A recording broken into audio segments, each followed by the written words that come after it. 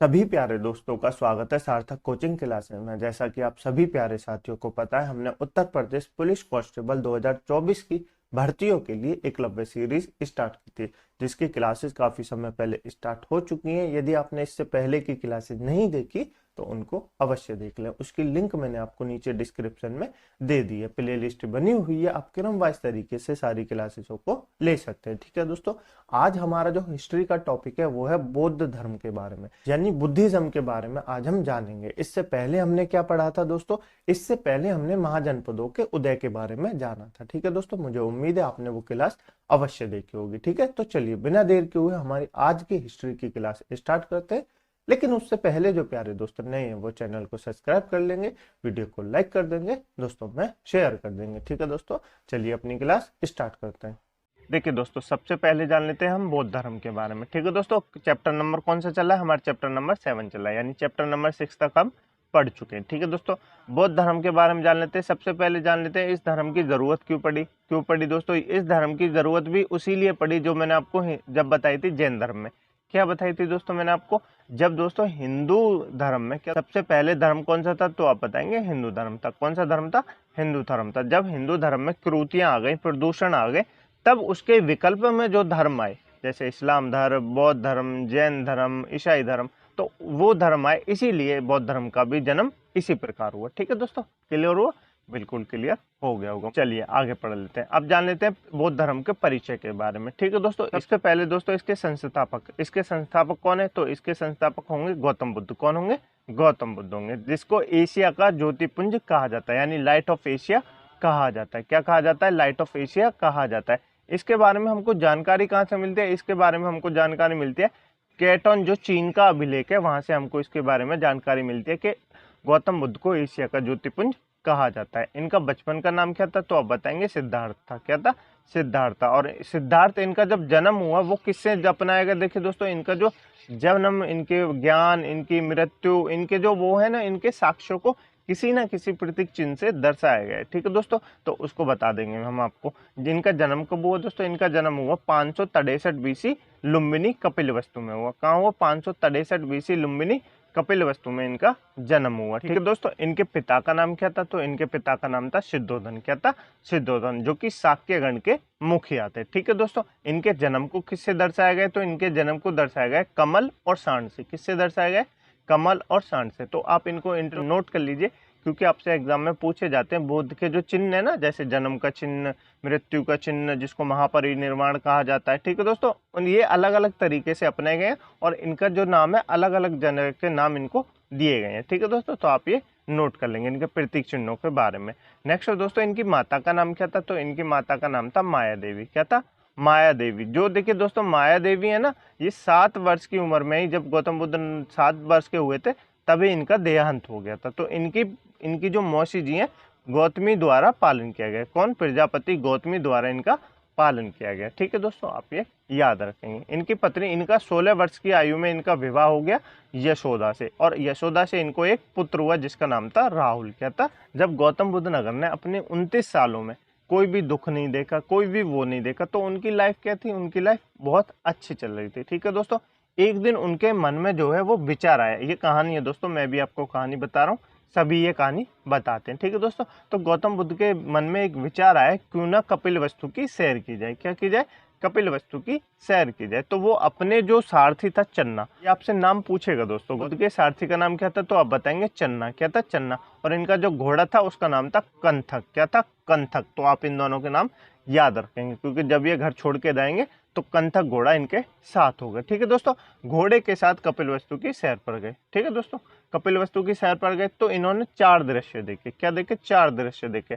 सबसे पहले इन्होंने एक बूढ़ा व्यक्ति देखा। ठीक है दोस्तों, उसके बाद एक बीमार व्यक्ति देखा, उसके बाद सब यानी डेड बॉडी देखी, उसके बाद एक सन्यासी देखा। देखिए दोस्तों, जब इन्होंने एक बूढ़ा व्यक्ति को देखा, एक बीमार व्यक्ति को देखा, एक शव को देखा और एक सन्यासी को देखा, तो इनके मन में विचार आया। जब इन्होंने पहले इन तीनों को देख लिया तो इनके मन में विचार आया कि मतलब इन्होंने आज तक पहले तो इससे पहले कोई देखा नहीं था ना, ये बीमार हुए तो इन्होंने तो सारी सुविधाएं देखी। तो इन्होंने अपने सारथी चन्ना से पूछा कि चन्ना, ये क्या है? तो चन्ना बताया, महाराज ये जो है बुजुर्ग हो गए हैं, बूढ़े हो गए हैं। तो गौतम बुद्ध ने पूछा क्या मैं भी ऐसा हो जाऊंगा? तो चन्ना ने कहा बिल्कुल महाराज, सभी को ऐसा होना है। आपको भी ऐसा होना है, मुझे भी ऐसा होना है। जब एक बीमार व्यक्ति को देखा तब उससे पूछा कि इसको क्या हो गया, तो उसने बताया चन्ना ने कि महाराज ये बीमार हो गए। तो बुद्ध ने पूछा क्या मैं भी बीमार हो जाऊंगा? ने कहा कि हाँ महाराज, शायद आप भी बीमार हो सकते हैं, ये तो सभी के साथ होता है। फिर एक शब्द देखा तो गौतम बुद्ध ने पूछा ये क्या हो रहा है, मतलब सबको ले जा रहे थे। तो गौतम बुद्ध ने चन्ना से पूछा ये क्या हो रहा है, तो चन्ना ने कहा महाराज इसकी डेथ हो गई है। क्या हो गई है? डेथ हो गई। तो गौतम बुद्ध ने पूछा क्या मैं भी मर जाऊंगा? बिल्कुल। तो चन्ना ने कहा जी महाराज आप भी मर जाएंगे, तो प्रकृति का नियम है, जो आया है उसको जाना है। तो गौतम बुद्ध इन तीनों चीजों को देख के बहुत दुखी हुए और बहुत मतलब बहुत ज्यादा दुखी हुए। फिर उन्होंने एक सन्यासी को देखा, क्योंकि ये जो तीनों व्यक्ति थे ये तीनों व्यक्ति दुखी थे, ठीक है दोस्तों। फिर उन्होंने एक सन्यासी को देखा, तो फिर उन्होंने चन्ना से पूछा चन्ना ये सन्यासी इतना खुश क्यों है? तो चन्ना ने कहा कि महाराज इन्होंने अपने जो संसार के सारे सुख दुख जो है सब त्याग दिए, इसलिए ये इतने सुख है और एक ये सन्यासी बन गए। तो उसके बाद इन्होंने सोचा कि मैं भी सन्यासी बनूंगा। ठीक है दोस्तों, ये एक कहानी है जो मैंने आपको बता दी और मुझे उम्मीद है आपको समझ में आ गई होगी। ठीक है दोस्तों, इन्होंने 29 वर्ष की अवस्था में गृह त्याग कर दिया और जिसको क्या कहा गया है, जिसको महाभिनिष्क्रमण कहा गया है। क्या कहा गया है? महाभिनिष्क्रमण कहा गया है। और ये किससे गया? ये इनका प्रतीक चिन्ह है घोड़ा। किससे दर्शाया गया? प्रतीक चिन्ह घोड़ा से दर्शाया गया है, क्योंकि जब गौतम बुद्ध घर छोड़ के जाते तो इनका जो घोड़ा है कंथक वो इनके साथ होता है। और एक जगह जाके जब नदी आ जाती है कि कंथक अब तुम चले जाओ, मैं इससे आगे मुझे अकेले जाना है। ठीक है दोस्तों, मतलब मैं ऐसा कहानी है मैंने सुना है। ठीक है दोस्तों, तो मुझे उम्मीद है आपको समझ में आई होगी। अब दोस्तों यहाँ पे क्या कर लेते हैं दोस्तों, हम यहाँ पे गौतम बुद्ध और महावीर स्वामी के जो परिचय इंट्रोडक्शन है उसके बारे में जान लेते हैं, क्योंकि इन दोनों के जो वो ऑप्शन है ना, बहुत ज्यादा लोग कंफ्यूज होते हैं और इनसे क्वेश्चन अवश्य पूछे जाते हैं। तो मैं आपको सबसे पहले बता दूं, इनके नाम बता देते हैं। इनका नाम क्या है? इनका नाम गौतम बुद्ध है, मतलब सिद्धार्थ। क्या नाम है इनका? नाम सिद्धार्थ है। ठीक है दोस्तों, उनका नाम क्या था? इनके बचपन का नाम क्या था? उनके बचपन का नाम वर्धमान था। यहाँ लिख लीजिए गौतम बुद्ध और यहाँ लिख लीजिए गौतम बुद्ध और यहाँ लिख लीजिए महावीर स्वामी। ठीक है दोस्तों, उनके बचपन का नाम क्या था? उनके बचपन का नाम वर्धमान था। इनके पिता का नाम क्या है? तो इनका जन्म कहाँ हुआ था? इनका जन्म 563 बीसी में हुआ था। उनका जन्म कहाँ हुआ था? उनका जन्म हुआ था 540 बीसी में। कब हुआ था? 540 बीसी में। ठीक है दोस्तों, इनका जन्म कहाँ हुआ? इनका जन्म लुम्बिनी में हुआ। कहाँ हुआ? लुम्बिनी कपिलवस्तु में हुआ। ठीक है दोस्तों, और महावीर स्वामी का जन्म कहाँ हुआ दोस्तों? महावीर स्वामी का जन्म हुआ कुंडग्राम में। कहाँ हुआ? कुंडग्राम में उनका जन्म हुआ था। ठीक है दोस्तों, मैं आपको इसलिए बता रहा हूँ क्योंकि इनसे जो है क्वेश्चन एग्जाम में पूछे जाते। ठीक है दोस्तों, इनकी माता का नाम क्या था? तो आप बताएंगे इनकी माता का नाम माया देवी था। क्या था? माया देवी था। ठीक, महावीर स्वामी की माता का क्या नाम था? तो आप बताएंगे त्रिशला था। क्या था? त्रिशला था। क्या था? त्रिशला था। ठीक है दोस्तों, इनकी पत्नी का नाम क्या था? इनकी पत्नी का नाम यशोधरा था। क्या था? यशोधरा था। और इनकी महावीर स्वामी की पत्नी का नाम क्या था? तो आप बताएंगे यशोदा था। क्या था? यशोदा था। इससे इनको एक पुत्र हुआ जिसका नाम क्या था? राहुल था। बुद्ध के पुत्र का नाम क्या था? राहुल था। और महावीर स्वामी की पुत्री हुई जिसका नाम अन्नोजा था। क्या था? अन्नोजा था या प्रियदर्शनी था। ठीक है दोस्तों, इतना क्लियर हुआ आपको? बिल्कुल क्लियर हो गया होगा। चले आगे, चलिए आगे चलते हैं। अब जान लेते हैं दोस्तों ज्ञान की प्राप्ति। जब महावीर स्वामी ने 29 वर्ष की उम्र में अपना गृह त्याग कर दिया तो इनको ज्ञान की प्राप्ति कैसे हुई? तो देखिए दोस्तों, जब आदमी कोई गृह त्याग करता है तो उसको एक साथ ही ज्ञान नहीं मिल जाता, उसको धीरे धीरे ज्ञान मिलता है। ठीक है दोस्तों, तो उसी को हम जान लेते हैं। सबसे पहले जब ये गृह त्याग करने के बाद गए तो ये गए वैशाली। कहाँ गए? वैशाली, जहाँ पे इनके गुरु थे अलार कलाम। कौन थे? अलार कलाम, जिनसे इन्होंने सांख्य दर्शन की शिक्षा ली। क्या दी? सांख्य दर्शन की शिक्षा ली। और इसके साथ ये इनके प्रथम गुरु कहलाए। कौन कहलाए? अलार कलाम। ठीक है दोस्तों, जिन्होंने इनको सांख्य दर्शन की शिक्षा दी। उसके बाद ये गए राजगिरी। कहाँ गए? राजगिरी, क्योंकि इनको लगा कि मुझे और ज्ञान चाहिए, मतलब मुझे और ज्ञान की जरूरत है। तो ये राजगिरी गए। वहां से इन्होंने रामक पुत्र से योग की शिक्षा ली। रुद्रक राम पुत्र से योग की शिक्षा ली, जो इनके द्वितीय गुरु कहलाए। ठीक है दोस्तों, उसके बाद इन्होंने इन दोनों की ज्ञान की शिक्षा ले ली। उसके बाद ये उरुवेलु गए। कहाँ गए? उरुवेला गए, जहाँ पे जैसे कि 5 साधक इनको मिले। कौन मिले? 5 साधक मिले। अब साधक कौन होते हैं दोस्तों? जैसे कि आप पढ़ने जा रहे हैं, आप पढ़ने घर रहते, पढ़ते घर हैं, तो आपके कोई मित्र नहीं होंगे। लेकिन यदि आप पढ़ने के लिए बाहर जाते तो आपके अलग अलग मित्र बनेंगे, क्योंकि जो वो भी पढ़ने आए हैं और आप भी पढ़ने आए। तो इसी तरह उरुवेला में 5 साधक थे जो इनकी तरह ही क्या शिक्षा ग्रहण करने आए थे। उनका नाम बस आपको याद नहीं रखना, आपको मैंने बता दिया। कौन था? कौंडिन्य था, वप्पा था, भादिया था, महानामा था और क्या था? अस्सगी था। ठीक है दोस्तों, तो ये 5 साधक थे जो इनके मतलब साथ यानी साथी रहे। ठीक है दोस्तों, इतना याद रखेंगे आप। ज्ञान की प्राप्ति, इनके पहले गुरु कौन थे? तो आप बताएंगे अलार कलाम थे, जिससे इन्होंने सांख्य दर्शन की शिक्षा ली। इनके दूसरे गुरु कौन थे, तो आप बताएंगे योग थे की शिक्षा ली, जिससे रुद्रक राम पुत्र थे। क्या थे, रुद्रक राम पुत्र थे। ठीक है दोस्तों, क्लियर हुआ, बिल्कुल क्लियर हो गया होगा। आगे चले, चलिए आगे चलते हैं। देखिए दोस्तों, इन्होंने गृह त्याग कब किया, इन्होंने गृह त्याग कर दिया 29 वर्ष की आयु में। तो इन्होंने बोध गया बिहार में 6 वर्ष की कठिन तपस्या की। क्या की, 6 वर्ष की कठिन तपस्या की, लेकिन इनको ज्ञान नहीं प्राप्त हुआ। कठिन तपस्या की के कहा जाता है एक चावल और पानी एक बूंद से, ये मतलब 6 वर्षों तक तपस्या करते रहे। इन्होंने अपने शरीर को इतना मतलब जर्जर कर लिया कि इनकी मृत्यु होने के कगार पे थी। ठीक है दोस्तों, मतलब बहुत ज्यादा हालत खराब हो गई थी। तो फिर उसके बाद इनको लगा कि मतलब 6 वर्ष की मैंने कठोर तपस्या भी कर ली, अब मुझको ज्ञान की प्राप्ति नहीं हुई। तो 35 वर्ष की आयु में इनको वैशाख की पूर्णिमा की रात पीपल वृक्ष निरंजना फाल्गुन नदी, जिसको फाल्गुन नदी कहते हैं, निरंजना नदी के किनारे ज्ञान की प्राप्ति हुई। कैसे हुई दोस्तों, क्योंकि इन्होंने उसके बाद जब कठिन तपस्या की, तो उसके बाद इन्होंने सोचा कि अपने शरीर को खराब करने से ज्ञान प्राप्त नहीं होता, मतलब अपने शरीर को मृत्यु तक ले जाने से ज्ञान प्राप्त नहीं होता, मध्य मार्ग निकालना चाहिए जिससे ज्ञान की प्राप्ति हो सकती है। अपने शरीर को भी बचाए और उससे मध्य मार्ग से ये अपने ज्ञान प्राप्त कर सकते। तो गौतम बुद्ध ने मध्य मार्ग निकाला, जिससे इनको ज्ञान की प्राप्ति हुई। क्लियर हुआ दोस्तों, बिल्कुल क्लियर हुआ। कहाँ हुई दोस्तों, वैशाख की पूर्णिमा की रात हुई। कहाँ हुई, वैशाख की पूर्णिमा की रात हुई, पीपल वृक्ष के नीचे निरंजना नदी के किनारे हुई और ज्ञान की प्राप्ति हुई। तो आप जानेंगे पीपल वृक्ष को कितना बौद्ध धर्म में वो मानते हैं, बिल्कुल मानते हैं। ठीक है दोस्तों, आपको क्लियर हुआ, बिल्कुल क्लियर हुआ। इनका नाम सिद्धार्थ से क्या हो गया, गौतम बुद्ध हो गया। ठीक है दोस्तों, स्थान क्या था, स्थान जहाँ इनको ज्ञान की प्राप्ति हुई बोध गया था। क्या था, बोध गया था, जो कि बिहार में। और प्रतीक चिन्ह क्या ज्ञान की प्राप्ति की, पीपल का वृक्ष, जिसको बोधि वृक्ष भी कहा जाता है। क्लियर हुआ दोस्तों, आपको बिल्कुल क्लियर हो गया। वो देखिए दोस्तों, यहाँ पे आपको चिन्ह दिख रहे पत्ते के, ये पीपल का पेड़ होता है। क्लियर हुआ आपको, बिल्कुल क्लियर हो गया होगा। आगे चले, चलिए आगे चलते हैं। अब इनके उपदेश के बारे में जान लेते हैं। देखिए दोस्तों, मैंने आपको पहले बताया था महावीर स्वामी के बारे में। जब आदमी को ज्ञान की प्राप्ति हो जाती है, तो वो अपने उपदेश तो देगा, अपने उपदेश किसी ना किसी को तो देगा। तो इन्होंने सबसे पहले अपने जो उपदेश दिया, वो कहाँ दिया दोस्तों, इन्होंने दिया ऋषिपत्तनम सारनाथ में। कहाँ दिया, ऋषिपत्तनम सारनाथ में इन्होंने अपना प्रथम उपदेश दिया, जिसको धर्म चक्र परिवर्तन से अब जाना गया। क्या जाना गया, जिसको धर्म चक्र परिवर्तन कहा गया। ठीक है दोस्तों, सर्वाधिक उपदेश इन्होंने कहाँ दिए, श्रावस्ती, कौशल की राजधानी जो है वहां पे दिए। आप ये नोट करेंगे इंपोर्टेंट करके कि इनके प्रथम उपदेश को क्या माना जाता है, तो आप बताएंगे धर्म चक्र परिवर्तन माना जाता है। क्लियर हो दोस्तों, बिल्कुल क्लियर हो गया होगा। नेक्स्ट इनके अनुयायी, अनुयायी कौन कौन थे दोस्तों, इनके अनुयायी थे बिंबिसार थे, प्रसन्नजीत थे, उदयन थे। कौन कौन थे, बिंबिसार थे, प्रसन्नजीत थे और उदयन थे। ठीक है दोस्तों, सम्राट अशोक आगे चल के, क्योंकि इनके समकालीन तो थे नहीं, तो आगे चल के जो वो है वो उनका बहुत बड़ा विस्तार करेंगे बौद्ध धर्म का, वो हम आगे पढ़ेंगे। ठीक है दोस्तों, नेक्स्ट इनके प्रथम अनुयायी कौन थे, तो इनके प्रथम अनुयायी थे तपस्यु और कल्कि। कौन थे, तपस्यु और कल्कि। ठीक है दोस्तों, इतना क्लियर हुआ, बिल्कुल क्लियर हुआ।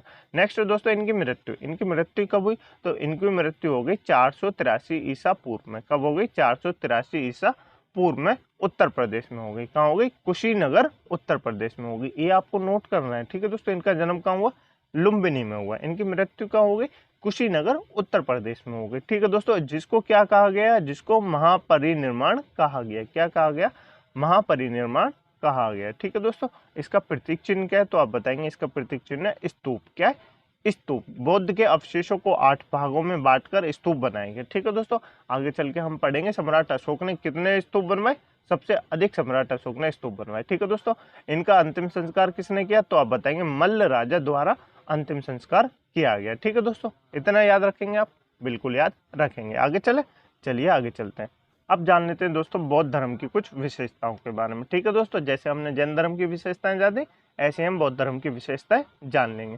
सबसे पहले जान लेते हैं दोस्तों, ये अनीश्वरवादी थे, मतलब ईश्वर को नहीं मानते थे। और अनाथवादी थे, अनात्मावादी थे। अनात्मा मतलब क्या होता है, जैसे जो आत्मा को नहीं मानता उसको अनात्मावादी कहा जाता है। पुनर्जन्म की मान्यता थी, जैसे महावीर स्वामी भी पुनर्जन्म को मानते थे, गौतम बुद्ध भी पुनर्जन्म को मानते थे। ठीक है दोस्तों, इनके आगे मध्य मार्गी अपनाया इन्होंने शिक्षा को, लेकिन महावीर स्वामी ने कहा कि ब्रह्मचार्य अपनाया। क्या क्या, ब्रह्मचार्य का।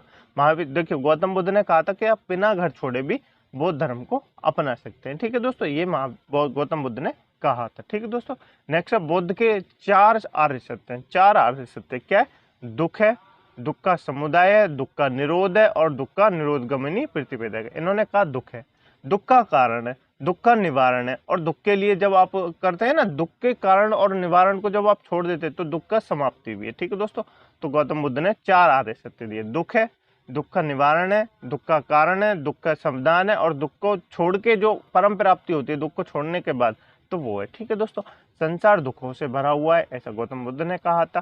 कारण क्या है, जब इससे इन्होंने सवाल पूछे ना कि संसार क्या है, तो इन्होंने कहा संसार जो है दुखों से भरा हुआ है। कारण क्या? तृष्णा। तृष्णा मतलब क्या होता है दोस्तों? मनुष्य की इच्छा। क्या होता है? इच्छा। और आप आज भी देख रहे होंगे किसी भी मनुष्य की इच्छा कभी खत्म नहीं होती। आज जैसे एक कोई इच्छा कंप्लीट हो गई तो आगे भी उसकी इच्छाएं बढ़ती जाएंगी। तो ये क्या होता है, इसका सबसे प्रमुख कारण जो है दुखों का, वो आपकी इच्छाएं हैं। ठीक है दोस्तों, बौद्ध धर्म का परम लक्ष्य क्या था? बौद्ध धर्म का परम लक्ष्य था निर्माण प्राप्त करना, यानी इच्छा की समाप्ति, प्राप्ति और उन दुखों से मुक्ति। देखिए दोस्तों, किसी भी धर्म का अंतिम सत्य क्या होता है कि उसको मोक्ष प्राप्त करना है। क्या करना है? मोक्ष प्राप्त करना है। आप किसी भी धर्म को देख लीजिए, उसका अंतिम सत्य यही होगा कि हमको मोक्ष प्राप्त करना है। मोक्ष यानी हिंदी में उसको स्वर्ग कहते हैं। क्या कहते हैं? स्वर्ग प्राप्त करना है। ठीक है दोस्तों, तो यही होता है सारे धर्मों की जो अंतिम लक्ष्य होता है, वो यही होता है मोक्ष प्राप्त करना। ठीक है दोस्तों, और इसकी प्राप्ति के लिए इन्होंने क्या बताया गौतम बुद्ध ने? इन्होंने 8 अष्टांगिक मार्ग दिए, 8 और 10 शील दिए। 8 अष्टांगिक मार्ग दिए और 10 शील दिए। उसके बारे में जान लेते हैं कौन कौन से अष्टांगिक मार्ग हैं। देखिए ये दोस्तों आपके सामने 8 अष्टांगिक मार्ग हैं। इनको जो अपनाएगा वो मोक्ष की प्राप्ति कर पाएगा। देखिए दोस्तों, सबसे पहले दिया साम्यक दृष्टि। साम्यक दृष्टि यानी अच्छी दृष्टि, यानी अच्छी दृष्टि, आप अच्छी चीजों को देखें। साम्यक संकल्प। साम्यक संकल्प मतलब आप अच्छा संकल्प लें। क्या दोस्तों? आप अच्छा संकल्प लें। ठीक है दोस्तों, नेक्स्ट है साम्यक वाणी, यानी आपकी आवाज जो है वो अच्छी होनी चाहिए, मीठी होनी चाहिए। ठीक है दोस्तों, नेक्स्ट है साम्यक कर्मांत। साम्यक कर्मांत मतलब साम्यक कर्म, आप अच्छे कर्म करें। ठीक है दोस्तों, उसके बाद है साम्यक आजीव। साम्यक आजीव मतलब होती है साम्यक अच्छा, मतलब आप साम्यक कम पैसों में भी अपना गुजारा कर सके। ठीक है दोस्तों, उसको साम्यक आजीव कहते हैं। आजीविका मान लीजिए। ठीक है दोस्तों, नेक्स्ट है साम्यक व्यायाम। साम्यक व्यायाम मतलब आप रोज योग करें। क्या करें? रोज योग करें। ठीक है दोस्तों, नेक्स्ट है साम्यक स्मृति। आपकी स्मृति इतनी होनी चाहिए, मतलब तीव्र स्मृति होनी चाहिए। ठीक है दोस्तों, नेक्स्ट है साम्यक समाधि। साम्यक समाधि मतलब आपको अंतिम में जाके जो होता है वो सत्य अपनाना चाहिए। क्लियर हुआ दोस्तों? ये अष्टांगिक मार्ग गौतम बुद्ध ने दिए थे। क्लियर हो गया होगा, मुझे उम्मीद है आपको क्लियर हो गया होगा। आगे चलिए आगे चलते हैं। ये जो है दोस्तों 10 शील। 10 शील भी आपको याद रखने हैं। जैसे महावीर स्वामी ने दोस्तों क्या दिए थे? 5 महाव्रत दिए थे। क्या दिए थे? 5 महाव्रत दिए। इसी तरह गौतम बुद्ध ने 10 शील दिए। कौन से दिए? अहिंसा, सत्य, असत्य। असत्य मतलब क्या होता है दोस्तों? चोरी ना करना। अपरिग्रह। ठीक है दोस्तों, मदिरा सेवन ना करना, यानी दारू नहीं पीना। ऐसे में भोजन ना करना। सुखप्रद, जो मतलब आपको सुख दे, ऐसे बिस्तर पे ना सोना। धन संचय ना करना, स्त्रियों से दूर रहना, और नृत्य गान से आदि से दूर रहना। तो ये गौतम बुद्ध ने 10 शील दिए हैं, जिससे आप मोक्ष की प्राप्ति कर सकते हैं। क्या दोस्तों आपको लगता है आज के जमाने में कोई स्त्रियों से दूर रह सकता है? बिल्कुल नहीं रह सकता। क्या आपको लगता है कोई आज के जमाने में नृत्य या गाने से दूर रह सकता है? बिल्कुल नहीं रह सकता। बाकी लोग बाकी चीजों को तो मान सकते हैं, लेकिन ये जो 2 चीजें हैं, आप सोचेंगे कि ये तो गौतम बुद्ध ने गलत दिया कि स्त्रियों से दूर रहे। मतलब स्त्रियों को उन्होंने मोक्ष की प्राप्ति में जो अड़ंगा आता है ना, जिसको कहते हैं कांटा जो आता है, वो माना है। ठीक है दोस्तों, तो आप ये याद रखेंगे। 10 शील उन्होंने दिए हैं। क्लियर हो गए होंगे? बिल्कुल क्लियर हो गए होंगे। आगे चलते हैं। अब जान लेते हैं दोस्तों इनके अन्य तथ्य। अन्य तथ्य यानी अदर फैक्ट के बारे में। गौतम बुद्ध ने त्रिरत्न दिए। जैसे महावीर स्वामी ने भी त्रिरत्न दिए, ऐसे गौतम बुद्ध ने भी त्रिरत्न दिए। कौन से दिए? एक तो बुद्ध है, एक धम्म है, और एक संघ है। संघ क्या होता है दोस्तों?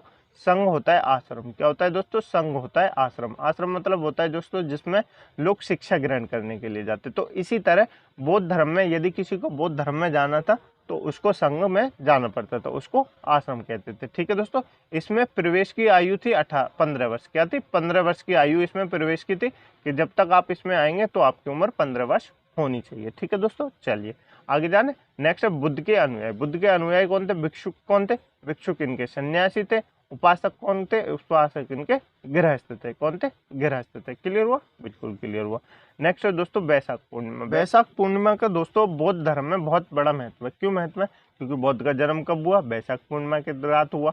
ज्ञान की प्राप्ति कब हुई? वैशाख पूर्णिमा को प्राप्ति हुई। मृत्यु कब हुई? वैशाख पूर्णिमा को। इसलिए वैशाख पूर्णिमा को बोधि पूर्णिमा भी कहते हैं। क्या कहते हैं? बुद्ध पूर्णिमा भी कहा जाता है। तो आप ये याद रखेंगे कि बुद्ध पूर्णिमा क्यों कहा जाता है? बुद्ध का जन्म हुआ, बुद्ध को ज्ञान की प्राप्ति हुई, बुद्ध की मृत्यु भी वैशाख पूर्णिमा के दिन ही हुई थी। ठीक है दोस्तों, इसलिए इसको सबसे पवित्र दिन माना जाता है। क्लियर हो गया? बिल्कुल क्लियर हो गया होगा। आगे चलिए आगे चलते हैं। अब जान लेते हैं दोस्तों, भारत में उपासना की जाने वाली प्रथम मूर्ति किसकी है? तो आप बताएंगे गौतम बुद्ध की। किसकी है? गौतम बुद्ध के। ठीक है दोस्तों, बुद्ध के अन्य नाम क्या क्या है? शाक्य मुनि कहते हैं इनको, मैत्रेय कहते हैं। शाक्य मुनि क्या कहते हैं? इनके पिताजी तो मैं आपको बताया क्या, शाक्य गण के मुखिया थे। क्या थे? शाक्य गण के मुखिया थे, इसलिए इनको शाक्य मुनि कहा जाता है। ठीक है दोस्तों, तिब्बत, भूटान एवं पड़ोसी देशों में बौद्ध धर्म का प्रचार पद्म संभव ने किया। किसने किया? पद्म संभवम ने इसका प्रचार किया।